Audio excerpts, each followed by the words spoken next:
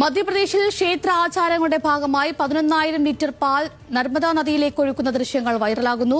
സെഹോർ ജില്ലയിലെ പതാലേശ്വർ മഹാദേവ് ക്ഷേത്രത്തിലായിരുന്നു ആചാരം. 21 ദിവസം നീണ്ടുനിന്ന മഹായജ്ഞത്തിന്റെ സമാപനത്തോടനുബന്ധിച്ച് നർമ്മദാ നദിക്ക് അഭിഷേകം നടത്തുന്നതിനായാണ് ടാങ്കർ ഉപയോഗിച്ച് വലിയ അളവിൽ പാൽ നദിയിലേക്ക് ഒഴുക്കിയത്. വീഡിയോ പ്രചരിച്ചതോടെ വലിയ വിമർശനങ്ങളാണ് ഉയർന്നത്.